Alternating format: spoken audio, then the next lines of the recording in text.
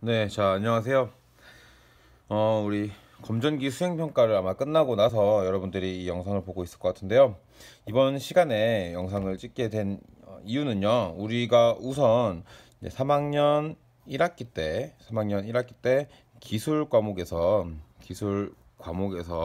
이미 전류, 전압, 저항에 대해서 여러분들이 이미 사실은 배우셨어요. 전류가 뭐고 전압은 뭐고 저항은 뭐고 나아가서 오hm 법칙은 어떻고 이거는 계산을 어떻게 하고 이런 것들을 사실은 배우셨어요. 근데 이미 한 학기가 지났고 지금은 2학기잖아요. 그리고 과목도 다르다 보니까 여러분들의 수업에 조금 도움을 드리고자 영상을 찍게 되었습니다.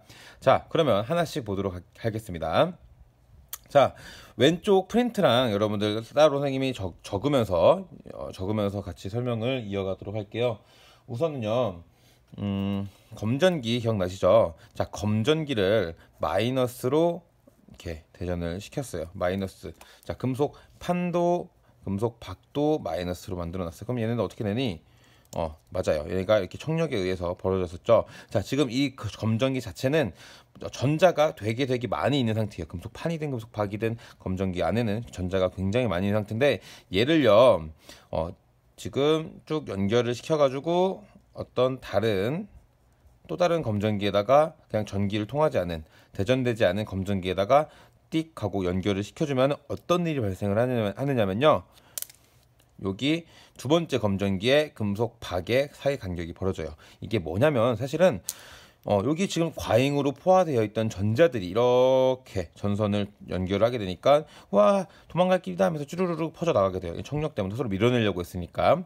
그래서 여기도 가득가득 전자가 이동을 해서 많아지게 되니까 금속 박에 늘어난 전자들에 의해서 이 박이 사이에 간격이 벌어지는 현상을 볼 수가 있게 됩니다. 자, 이때 이렇게 여기에 전자는 마이너스니까 마이너스 동그라미로 기호를 표시를 해볼게요.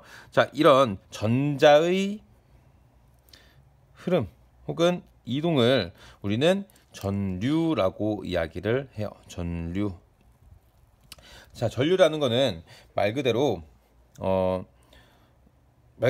전자들의 이동, 전자들이 도선을 따라서 이동하는 것에 의해서 발생하는 전하의 흐름을 이 전류라고 하게 되는데요. 전하의 흐름. 그래서 방향이 되게 특이해요. 자, 전자는 마이너스죠. 그쵸? 전자는 마이너스니까 내가 어디에 있는 쪽을 좋아해요? 맞아요. 플러스 쪽을 좋아해요. 그래서 전자의 이런 전류에서 전자의 이동 방향은 마이너스에서 플러스로 방향이 정해져 있어요. 그런데 정말 귀찮고 답답하게도 예전 사람들은 전자의 존재 자체를 몰랐을 때 그때 어떤 일이 있었냐면은 플러스에서 마이너스로 우리는 전하의 흐름이 있다. 전류의 방향은 플러스에서 마이너스야 라고 약속을 이미 해버렸어요. 그래서 그게 오랜 시간 동안 쓰여지다 보니까 전류의 방향 자체를 플러스에서 마이너스라고 이렇게 관습적으로 써서 지금까지도 전류의 방향은 플러스에서 마이너스이지만 실제로 전자가 밝혀졌고 전자의 성질이 마이너스였고 이 마이너스이기 때문에 마이너스에서 플러스 방향으로 전자가 이동을 하더라라는 이런 아이러니한 상황이 발생을 하게 됐어요. 그래서 얘는 구분을 하셔서 기억을 하셔야 됩니다. 자, 그리고 우리 지금 전류 얘기하고 있죠. 자, 전류는 특히나 전류의 색이라는 게 있어요. 전류의 색이가 뭐냐면은 얘는 우리가 정확하게 얼만큼이 이동을 하는지를 확인하기 위해서 전류의 색이라는 개념을 도입을 시켰는데요. 한 도면이라는 거는 면적이죠. 한 입체 면적, 한 도면을 통과하게 되는 전하의 양을 단위 시간인 1초로, 그러니까 1초당 한 도면에 얼만큼의 전하들이 통과를 했느냐를 가지고 비교를 하게 돼요. 왜냐면은 자, 오랜 시간 동안 전하가 계속 이동하는 것과 굉장히 짧은 시간 동안인데 엄청나게 많은 전하들이 이동하는 것은 비교를 하기가 어렵죠. 왜냐면은 하나는 조금씩 이동하는데 오랜 시간 한 8년 동안 측정하는 거랑 1초 동안 한 번에 빡 8년 시그마가 한 번에 빡 이동하는 거랑 두 개가 비교하기 어렵다는 거예요. 그렇기 때문에 단위 시간 동안 한 도면에 통과하는 전하의 양을 비교를 함으로써 우리가 전류의 대기가 얼만큼 세느냐를 비교를 할 수가 있습니다. 그리고 전류는 이 단위를 암페어라는 걸 쓰는데요. 암페어는 A로, 알파벳 A로 표시를 하고 읽을 때 암페어라고 읽게 됩니다. 기억나시죠?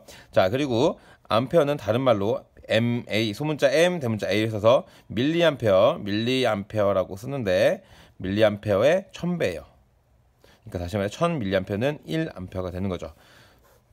오케이, 되셨죠? 자, 얘네들을 기억을 모두들 하시길 바랍니다.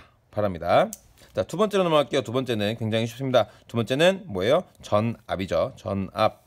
자, 전압이라는 거는요, 전류, 앞에서 얘기했던 전하의 흐름인 전류를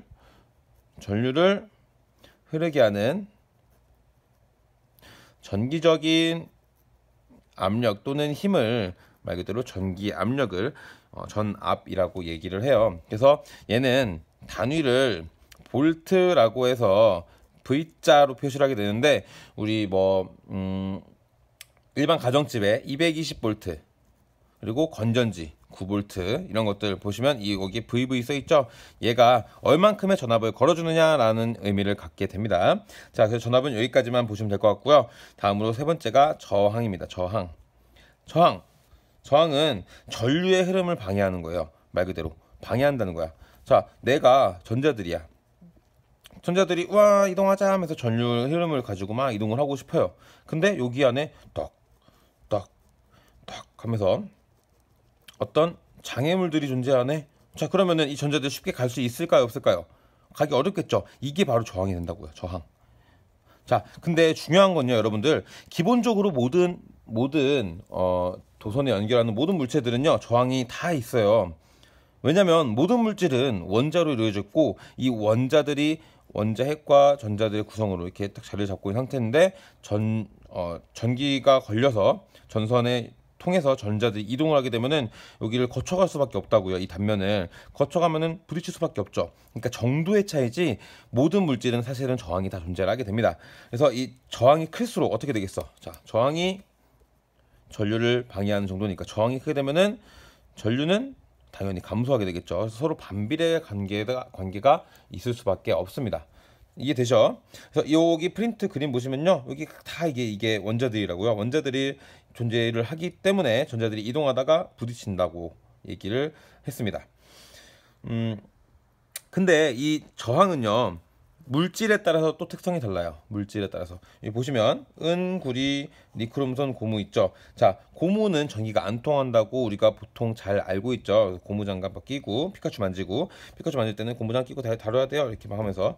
자, 고무를 끼므로써 전기가 안 통한 이유는 고무를 통해서 고무는 저항이 커서 전자들을 이동하는 것을 굉장히 잘 방해하기 때문에 저항의 특성에 따라서 물질의 전류 흐름이 정도가 달라진다라는 것을 기억을 해주고요.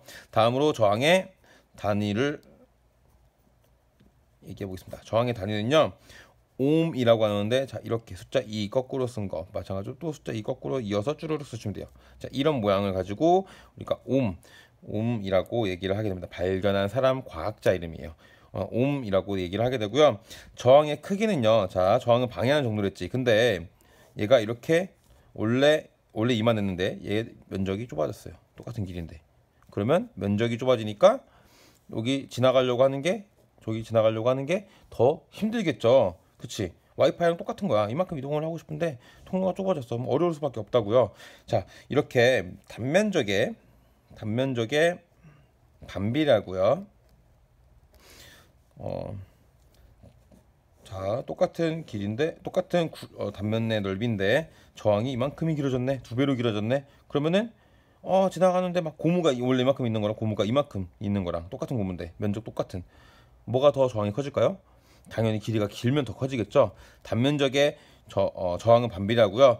그리고 길이에 비례하게 됩니다. 그래서 얘를 정리를 하시면요, 저항은 단면적에 반비례하고 길이에 비례한다, 이렇게 정리를 해주시면 될 것 같아요. 자, 굉장히 간단하고 한번 떠올릴 수 있는 내용들이었고요. 시간도 짧으니까 다시 한번 떠올려 보도록 하시고, 다음에 이어서 전기 수업 나갈 거니까 열심히 열심히 복습하시고 공부하시고, 그리고 화이팅, 즐겁게 사십시오. 감사합니다.